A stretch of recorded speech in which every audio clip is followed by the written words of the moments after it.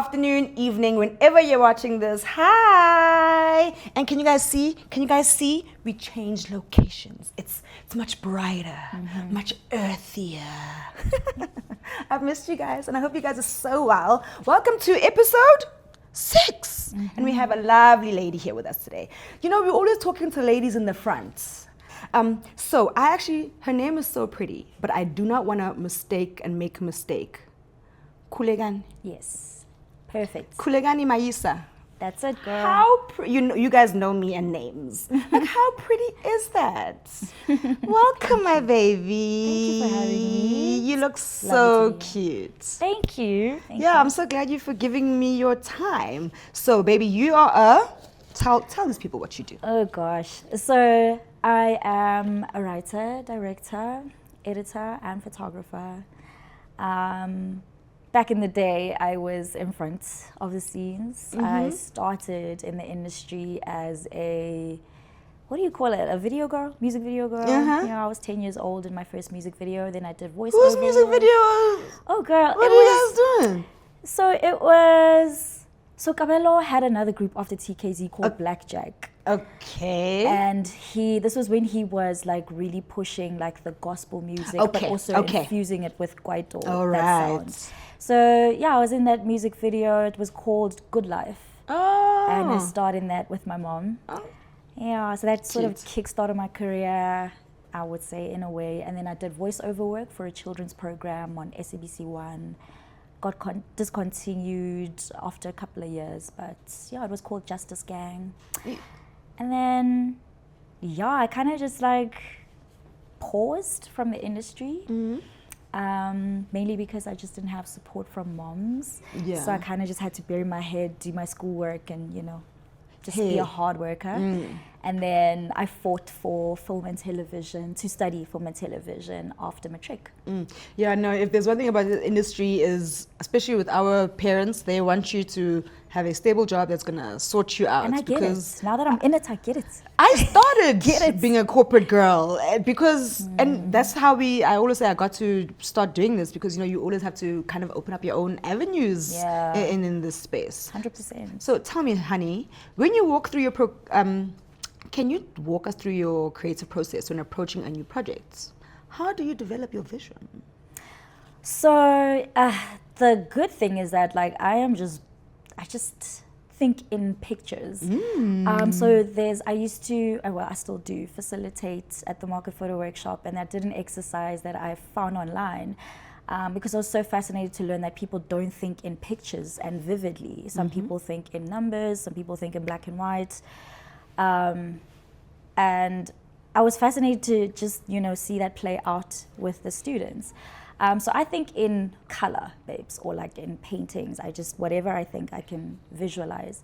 So there's just always ideas running through my mind. It's just a matter of really just making sure they stick or making sure they make sense. So when it comes to like TV, I mean, maybe I should start with like my experimental films because that's how I got my foot in the door. Wasn't working, and during honors we were like tasked with various exercises, and I was most interested in experimental film because it allowed me to make. Sorry, what is experimental film? So, so it was founded by Stan Breckage. I hope I'm saying his name correctly, but what he did, like he just had a compilation of leaves. And I think he just took, I can't remember if it was like multiple pictures or videos, but like when it plays, it's just a collage of leaves and it changes and the colors change and it becomes like, it goes from summer to autumn and it's just a collage of colors. It was it was kaleidoscopic in a way, and it fascinated me. And our task was to create an experimental film with our phones, or just we could use our phones.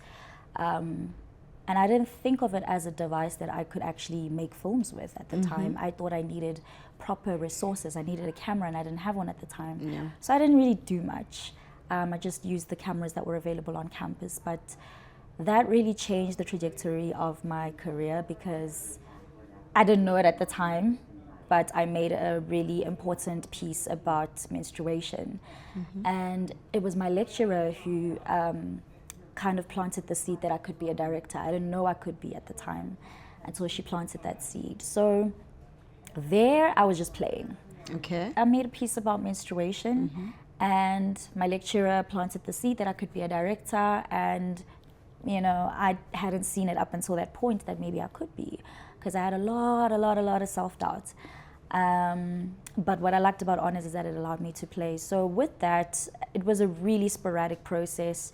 I was reading a lot of poetry, and I was particularly moved by a menstruation poem I found. So I really just do my research. I think it starts with creative research, seeing what's online, seeing what fits with the idea. Again, I was just thinking in pictures, but that creative process required me to watch a lot of reference films. Luckily, I'm married to a cinephile, so anytime I'm like, bruh, I'm trying to make a fantasy film, he just recommended a whole lot of African fantasy films I could. And not even just fantasy, there were some action films he recommended.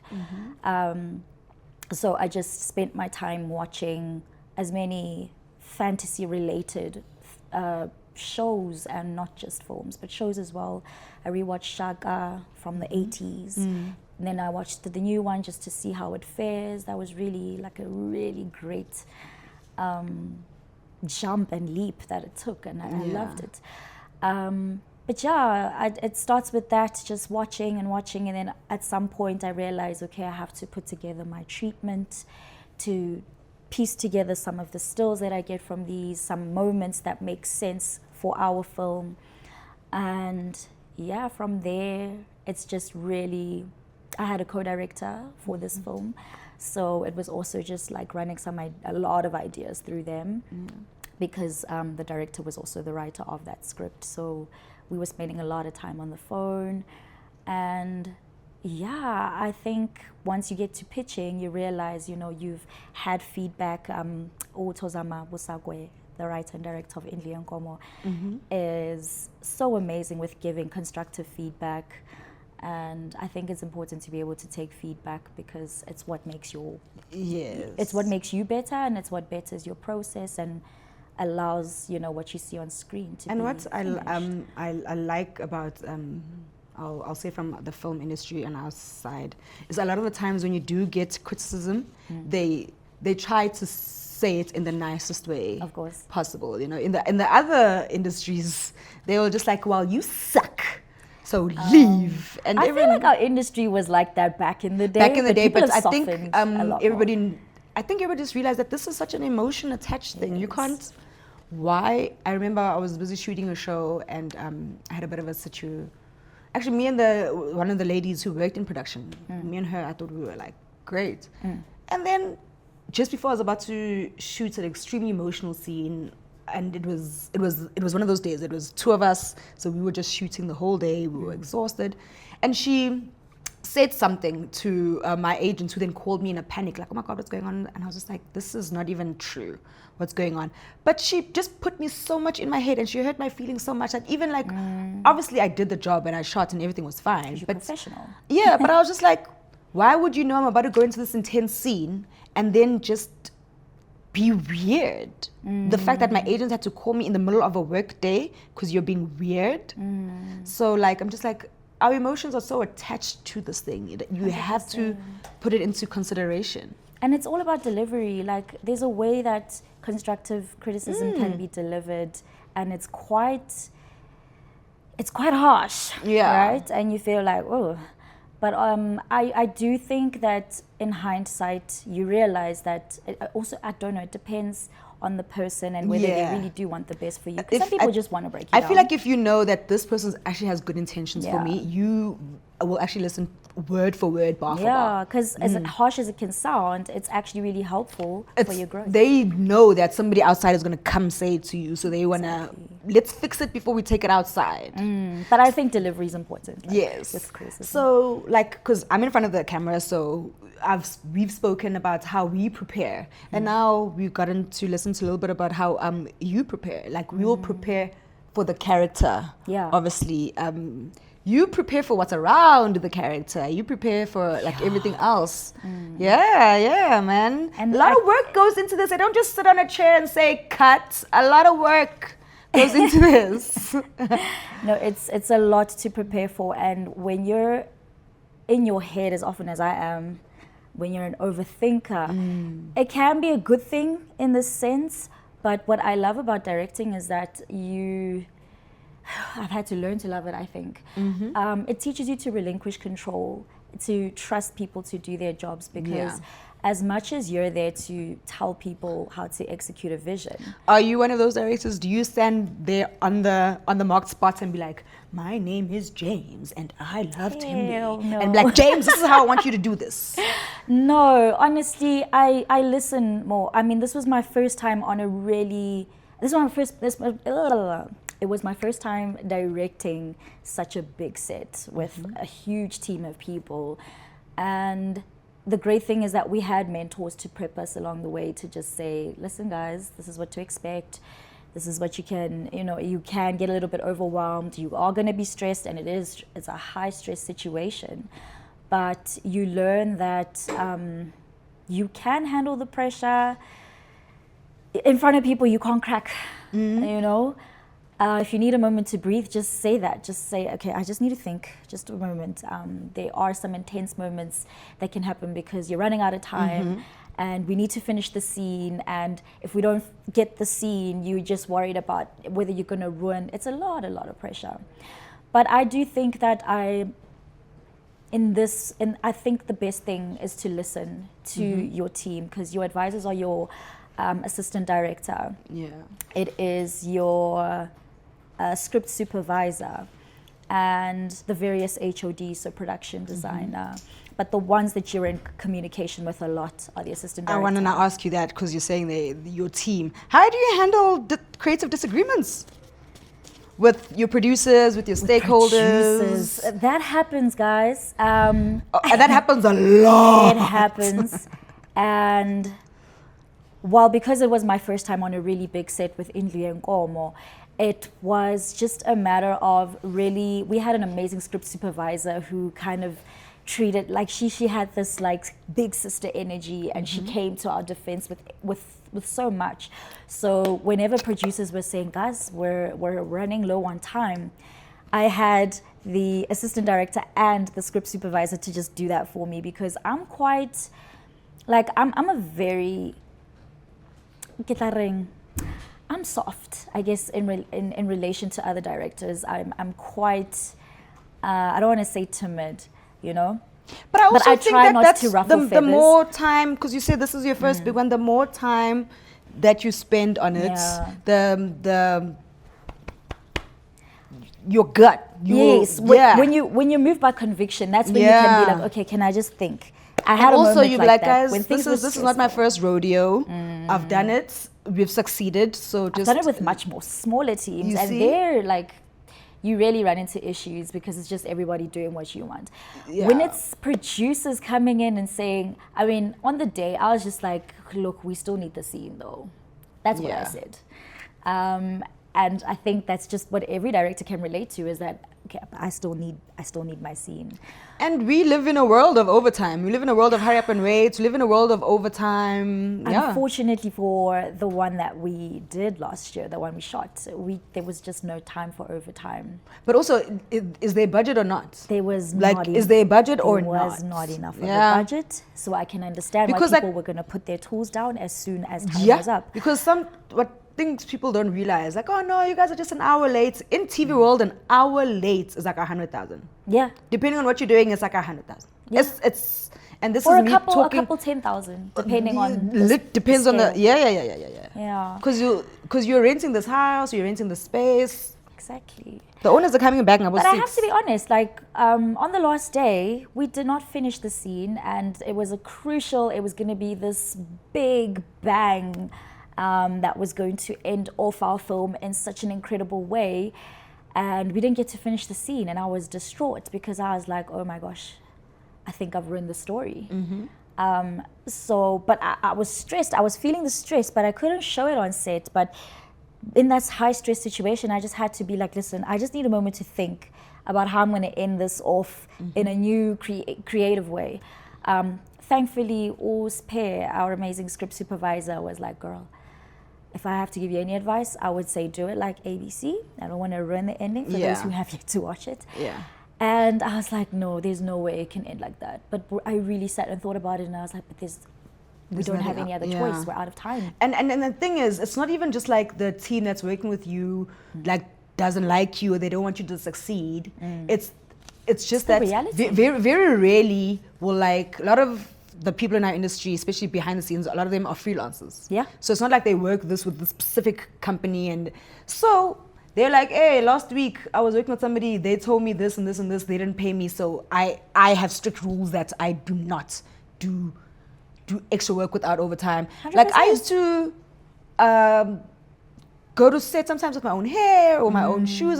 I don't do that at all anymore, because you'd get the stuff back and you're like, is this how you were treating my things? I'm with so it's all you now. Yeah, no. If you're wearing a paper bag so for this scene, we're wearing a paper bag for this scene. But no, when you start off early on, it's really easy to be like generous with your belongings, and then you see the state that it comes back in, and you realize, actually, nah, I'm never doing that again. So you start to create boundaries for yourself, which is really important. Yeah. When it comes to your female characters, how do you craft female characters? Like even like more complex ones. What nuances do you focus on? Because a lot of times women are like, oh, you're hot, and then they'll just like make people hot, and then like. I think it's so important. And this advice comes from like writing mentors that I've been in, because I've been in a couple of screenwriting workshops and labs. That's the actual word, labs. And how they get you to unearth the layers of characters is to just think about yourself. Think about the things that you're absolutely good at. Think about the masks that you portray to people. You know, you want people, whether you realize it or not, you know, instinctively, you want to be perceived a certain way, right? But there's a way that you're perceived, and then there's a way that you actually are. Yeah. When, you know, behind closed doors, behind the cameras, when everything is down, there's a way that you actually are. And whether or not you're honest with yourself about that is another story. But I think I do take inspiration from like the people in my own lives. First and foremost with me, I used to try and run away from like writing stories inspired by my own experiences, because I don't want to feel like I'm putting across like a vanity project or anything. Yeah, like but that. which movies, series are not about somebody's Exactly, experience? Where are we going to get the story from? No, exactly. We're going to get the story from. You get it from yourself, right? A new thing, what on Netflix, Wayward, or whatever, it's a show called Wayward, but it's basically about who's Lobabu Lachter, that man that comes to your house in the middle of the night, like if your kid is like a trouble kid, and then they kind of kidnap your kid and they take them to a school to reform them. It's like for troubled children, yes. drugs and all that stuff. So it's a story based on that. What? Wayward. Yeah. Okay. They were doing electric shock therapies and all these type of things, but the director and the person who wrote it, she's like, oh, this happened to my best friend. Exactly. And a lot of people came up with these stories like, oh, I've been to a school like this. So honestly, the best things come from 100%. Yeah. The best stories are extracted from your own experiences. And I think I've had to go through my 20s. I just recently turned 30. Yeah. And there's a story I'm writing right now. I'm in the process of writing, and I'm not complete yet, but it's oh my gosh, it's so hard to face yourself, you know? When you're writing a story, it's hard to face the bad and the ugly. It's nice to face the good, right? And it's so easy to focus on the surface level things, but there's no meat. Yeah. If you just keep it surface level. So you have to just think about what the women for me, it's always about what the women in my life have been through. Yeah. From friends, family, my nuclear family, my friends, and also just listening to stories of strangers, guys. Sometimes you can get the best ideas from just chatting to a stranger, listening to what they've been through. I've sat in a plane next to amazing people with, like, I don't know, just a lifetime worth of stories, and they're not even that old, you know? So, yeah, I think with creating nuanced characters, you really just have to borrow from your own experiences as well as the people in your life. What is your experiencing with editing? How do you know when a scene is working? Like when you're sitting in that editing room and you're just like, okay, this came out the way I wanted to. Or you're sitting there and you're like, oh my God. It's literally just a feeling. You know when something hits you, or when it ends too soon. You can tell when like I didn't feel that beat. You know, we use the word beats, the term beats, to kind of just get that. And sometimes you just have to. What I like about not editing myself is just being far removed from the story. And letting the editor do his magic. We had an amazing one for Enthusiast, and he put his own spin on things. Of course, he did his best to like stick to the script, but you also have to allow the editor creative freedom.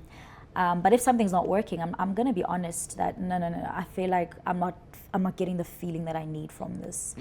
But there's also only so much you can do because you only have the footage that you have. Exactly, and if the editor is happy with the scene. I mean, if I'm going to make the example with how our film had to end, we didn't get the ideal ending, but now I had to come up with some creative solution. And after, I cried and let out the hurt and I guess grieved what could have been. Then I was able to really think clearly and say, okay, this could be the new thing. And I expressed that to the editor, and he was like, okay, sounds cool. I'll see what I can do. And he borrowed a little bits of my ideas, but he also just gave it its own feeling. And I think that ending, it just gives me goosebumps. But I mean, it has become something else. What was meant to be just a 24-minute short film can now potentially expand into a series. So, catch it. So it's just the feeling. Can you share your approach to building a collaborative relationship with your cast and your crew? You remember earlier on we were talking about across, up, and all of those things. Networking. So how do you do that?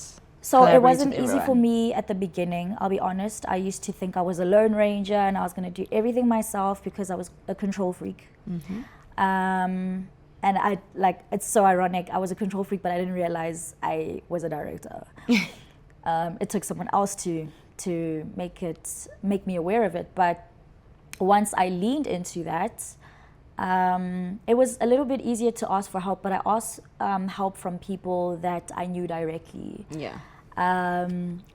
Tried the networking thing, but I used to do the thing that Issa says you shouldn't do, which is to try and network up.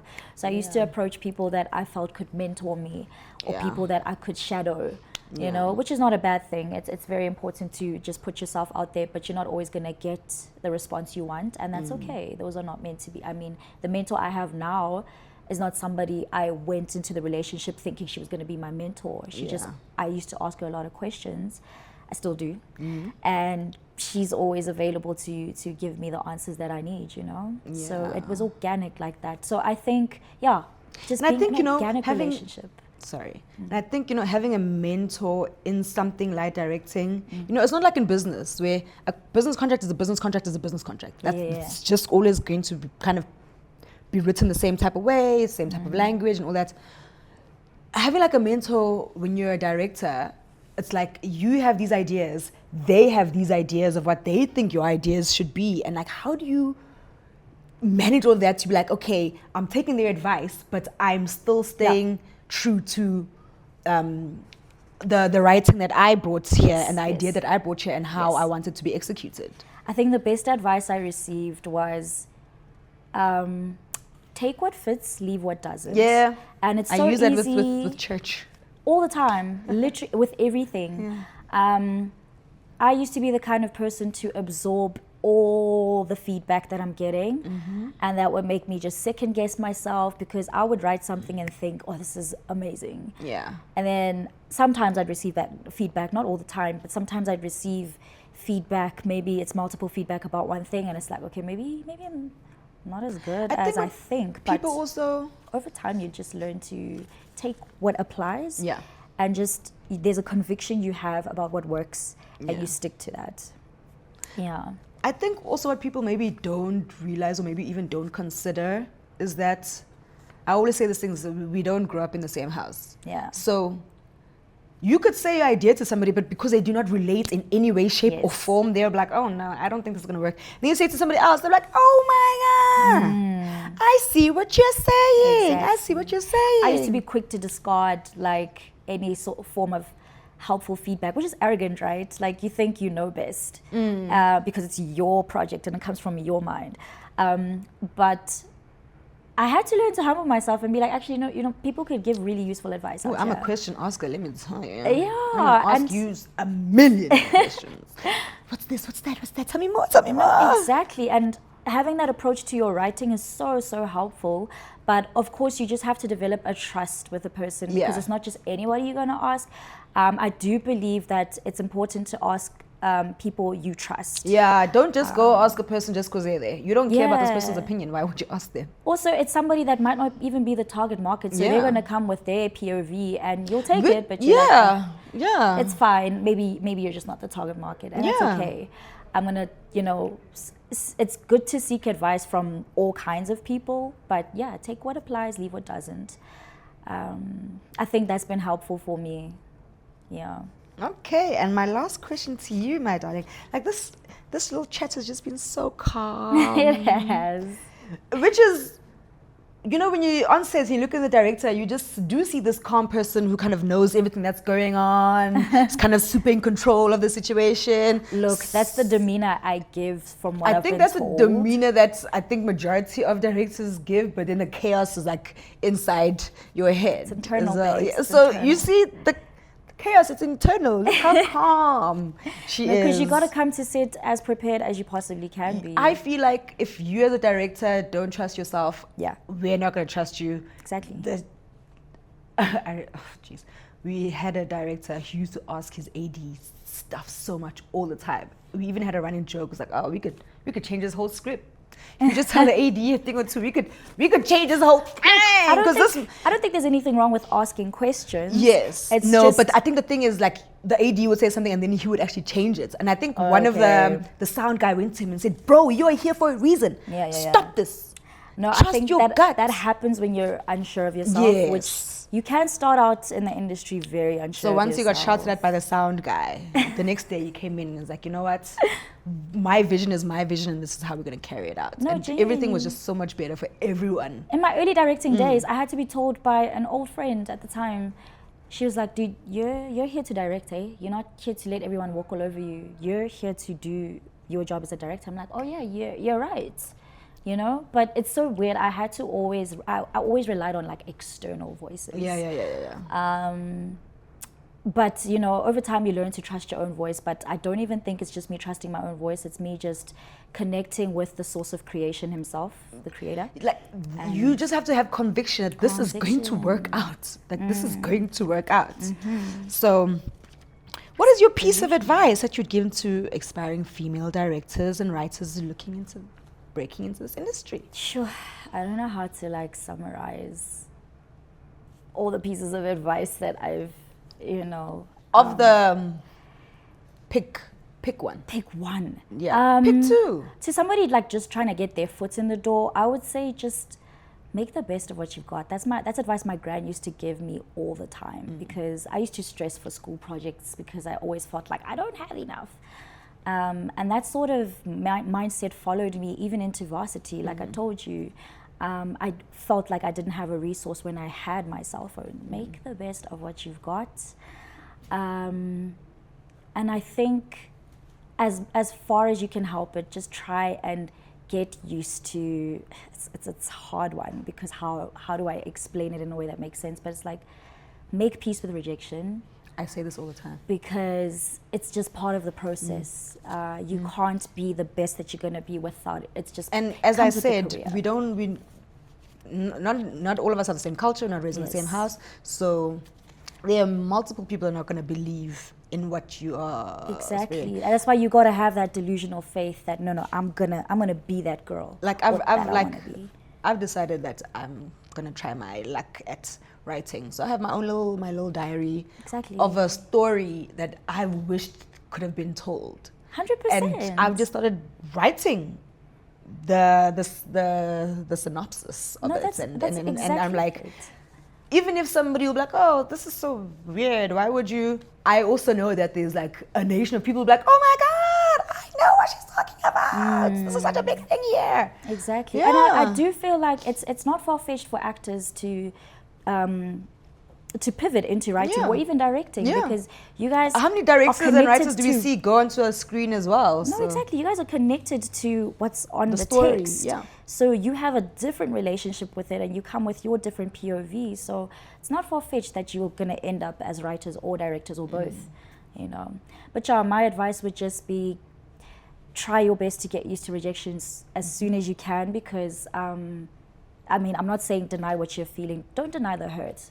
Feel it, but let it pass. Don't sit in the hurt. Don't let it consume you. Don't let it consume you. It's going to make you bitter, and you're going to find years have passed and you haven't done the thing you want to do because you're angry at everybody, and nobody wants to work with somebody who's just going through life angry all the time. And I understand this industry can frustrate you. Yeah, I had a director who he didn't necessarily be like, oh, I'm not a fan of your acting.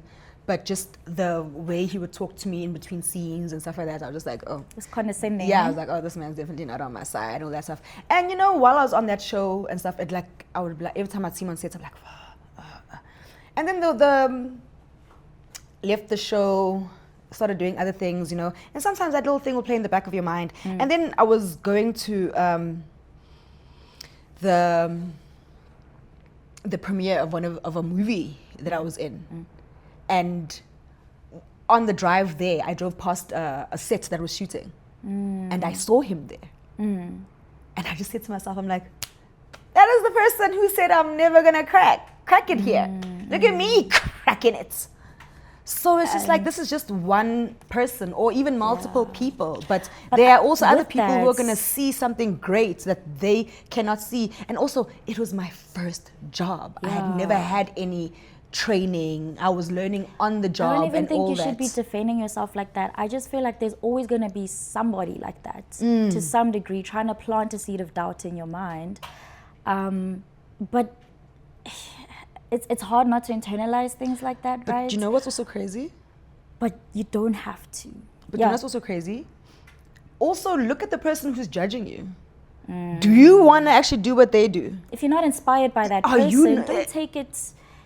But also, that's not to put them down, though. No. Not to put them down. Not at all. Because now, over the years and stuff like that, I'm just like, the kind of content that this person makes is not content that I think is cool anyway. Yeah, it doesn't resonate with you. It doesn't resonate with me anyway, so... And your acting didn't resonate with him. And that's so right. We're not here to prove a point to anybody but ourselves. And I think that's the most important thing. Like, don't go through your career also trying to prove a point to other people. I mean, it might be a nice motivation, but it shouldn't be something that you stick with. You're ultimately here to prove a point to yourself. You know, when you watch something, you're like, oh, I know who wrote this, I know who directed this, because it just all looks the same, feels the same all the time. So I'm like... Is that a bad thing?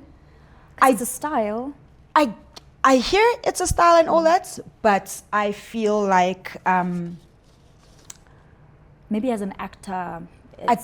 how do I say this? I think, yes, it's a style, but I mean it in a way of your last movie sounded and looked exactly like this. And the movie before, and the show before. Yeah. You can say that, oh, this is the same type of writing, but the story is different. If all of your stories are kind of the same. Oh, I see. Okay, got you. Or kind of the same, or rip-offs of like other things. It's just like, okay. No, there is a You wouldn't have been able to live inside this brain and help me figure out the things I wanted anyway, because you've also just been doing this for a long period of time, so you're just used to the same amount, the same sort of thing every day. And I'm just this new young child. Like, you're not challenging yourself, you're not growing. Yeah, it's important to challenge yourself. They're wrapping us up on the other side of this camera. Okay. The people who are doing her job now are telling me to cut it. Guys, once again, thank you for coming. Thank you for listening. And here we're talking, we're learning. There's no salaciousness. There's no like, ooh, snippet bites and stuff like that. So I just want us to learn. I just want us to support each other. And also, I think this is such a clear view of, you think a director is just sitting there and be like, cut, go. And that's not how it is. It's such a deep, such an emotional thing as well. Yeah. And I know that you're going to make so much more. Thank you. And you're going to... I don't even want to be like, oh, you're going to be super international, because I just want our industry to just thrive and be big to such a point that none of us are trying to run for the internationals. Yes, exactly. I want the internationals I want to make it here on the continent. Yeah, so that people can just see your work, but not to escape where you are. Yeah. Thank you. Thank you, Thank Tessa. you. This is lovely.